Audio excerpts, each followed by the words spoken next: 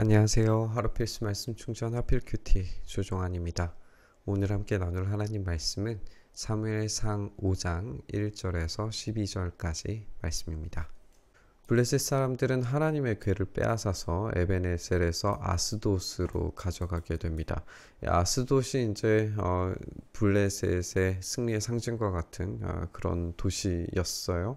그래서 이 하나님의 궤를 다곤 신전으로 가지고 들어가서 다곤 신상 곁에 세워놓게 됩니다.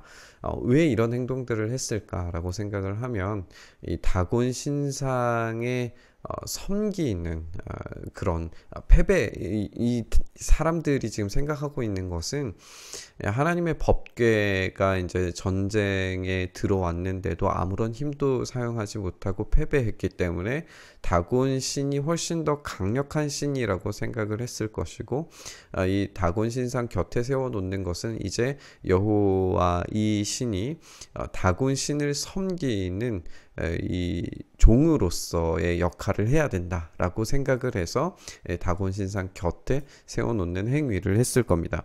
이렇게 이들의 생각 속에 어쩌면은 이스라엘의 생각도 마찬가지였을 거예요. 하나님의 영광이 떠났다. 어제 함께 나눈 것처럼 이가봇의 영광이 떠난 상태라고 생각을 했기 때문에 이제 여호와 하나님께서 패배하신 거죠. 그들은 그렇게 생각했을 겁니다. 그런데 그 다음날 아스돗 사람들이 아침에 일찍 일어나 보니까 다곤이 주님의 궤 앞에 엎드려져서 땅바닥에 얼굴을 받고 있었어요. 이 모습을 이제 생각을 해보면 이거는 예배 행위입니다. 우리가 아는 것처럼 예배는 매일 아침마다 이루어져야 했어요. 아침에 일찍 일어나서 봤을 때에 다곤이 엎드려져서 땅을 얼굴에 받고 예배하는 장면을 보게 된 겁니다. 그들은 여호와 하나님이 졌다라고 생각을 했고 다곤을 섬기는 종으로 부려져야 된다라고 생각했는데 오히려 관계가 역전된 거죠.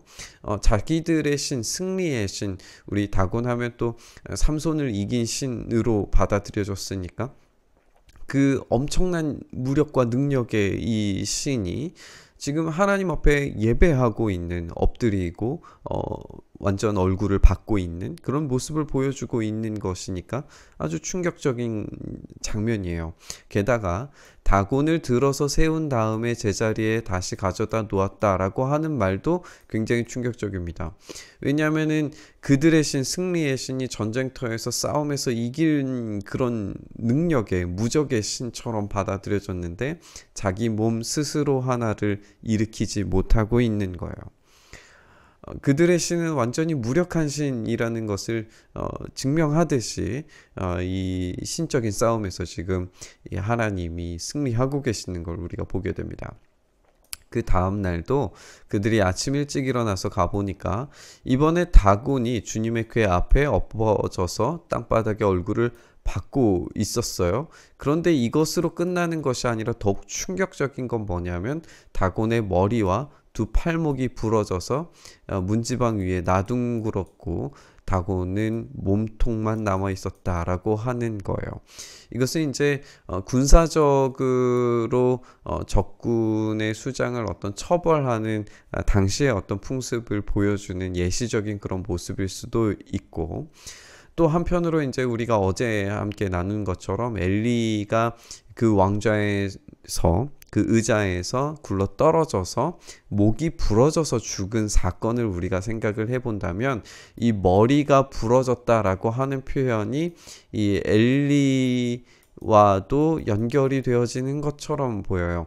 우리가 함께 생각해 본 것처럼 엘리도 눈이 보이지 않고 귀가 들리지 않는 그런 존재였는데 목이 부러져서 죽은 것처럼 오늘 이 다곤도 그 자기의 왕좌에서 굴러 떨어져서 하나님 앞에 예배하고 있을 뿐만 아니라 그 목이 부러짐과 이 몸통만 남는 완전한 처형을 당하게 됨으로써 이 다곤에게 임하는 하나님의 강력한 심판을 여기에서 아주 분명하게 선명하게 보여주고 있습니다. 그래서 오늘날까지도 다곤의 제사장들과 신전에서 예배하는 사람들은 아스돗에 있는 다곤 신전에 들어갈 때에 문지방 위를 밟지 않고 넘어서 들어간다라고 하는 이런 풍습의 유래까지도 덧붙이고 있는 것을 보게 돼요. 주님께서 이 아스돗 사람들을 이렇게 무섭게 내리치십니다. 여기에서 무섭게 내리치셨다라고 하는 것에서 무겁게 내리치셨다라고도 우리가 생각을 할 수가 있어요. 이렇게 해석이 가능할 수 있습니다. 그래서 이 무거움에 대한 주제가 계속 이제 반복되는 것을 보게 되는데, 하나님께서 그 영광과 무거움을 지금 이 심판을 아스돗 사람들에게, 이방인들에게, 이 블레셋 사람들에게 지금 내리고 계시는 겁니다. 주님께서 그들에게 악성 종양 재앙을 내리셔서 아스돗과 그 지역 사람들을 완전히 망하게 하셨어요. 아스돗 사람들이 이것을 보고서 이스라엘의 신이 우리와 우리의 신 다곤을 무섭게 내리치니 그 신의 궤를 우리가 있는 곳에서 두어서는 안 되겠다라고 말하면서 사람을 보내서 블레셋 통치자들을 모두 불러 놓아놓고 이 이스라엘 신의 궤, 이 법궤를 어떻게 하면 좋을지 묻습니다. 블레셋 통치자들이 이스라엘 신의 궤를 가드로 옮기자라고 그렇게 결정을 해서 이 법궤를 가드로 옮기게 돼요. 그들은 심판을 그렇게 피하고 싶었는지 모르겠지만 오히려 심판이 더욱 확대되는 결과를 낳게 됩니다. 아스돗 사람들이 그 궤를 가드로 옮긴 다음에 그 성읍을 내리치셔서 사람들이 큰 혼란에 빠졌어요. 주님께서 그 성읍의 사람들을 어린 아이나 노인이나 할 것 없이 모두 치셔서 악성 종양이 생기게 하셨습니다. 그러자 그들이 하나님의 궤를 에그론으로 보냈어요. 또 다른 사람들을 보내서 블레셋 통치자들을 불러 모아놓고 이 신의 궤를 돌려보내서 그 있던 자리로 돌아가게 하고 우리와 우리 백성이 죽지 않게 해달라고 그렇게 요청을 했는데, 그 이유는 하나님이 거기에서 그들을 무섭게 내리치셨기 때문에 온 성읍 사람들이 죽을 지경에 이르러서 큰 혼란에 빠졌기 때문이다 라고 이렇게 설명을 하고 있습니다. 죽지 않은 사람들은 악성 종양이 생겨서 온 성읍의 비명소리가 하늘에 사무칠 정도로 이렇게 들리게 됩니다. 지금 이 사람들은 이 법궤, 하나님의 이 궤가 움직이는 그 모든 동선 가운데에서 재앙을 경험하고 있어요.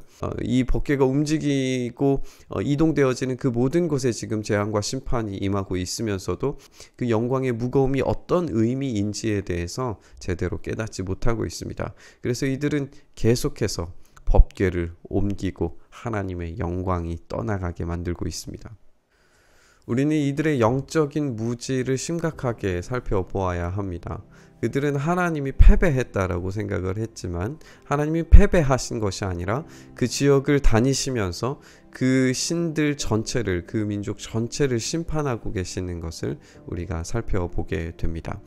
우리가 이런 신학적인 반전이 우리에게도 필요한 것 같습니다.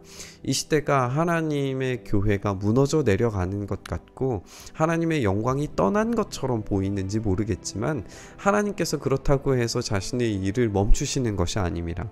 지금도 여전히 이 불신자들의 악한 생각들, 이 불의와 부조리를 향하여서 하나님의 일들을 행하시고 계시는 줄 믿습니다.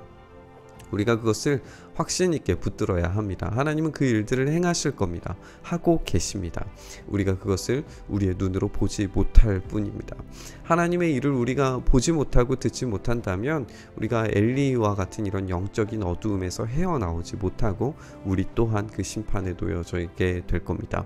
하나님의 영광이 떠나는 것은 누군가에게 분명한 심판으로 작동하고 있다는 것을 우리가 분명하게 살펴보고 있습니다. 그렇다면 우리는 이것과 반대가 되어야 합니다. 하나님의 영광이 떠나는 것이 아니라 하나님의 영광이 우리 가운데 온전히 임하시고 하나님의 그 영광스러우심이, 그 무게와 그 거룩함이 하나님께 온전히 돌려드려져야 합니다. 우리의 교회가, 우리의 삶이 이 거룩을, 이 무거움을 회복할 수 있었으면 좋겠습니다. 그것을 위해서 이 말씀을 무겁게 묵상했으면 좋겠습니다. 하나님의 영광이 떠나는 것이 아니라 하나님의 영광이 우리의 삶 가운데, 우리 교회 가운데, 우리 나라 가운데 임하게 해달라고. 그래서 하나님께서 온전히 그 자체로 영광 받으시고 거룩하게 받들여지실 때에 우리를 회복하시고 온전케 하시는 능력이 나타날 줄 믿습니다.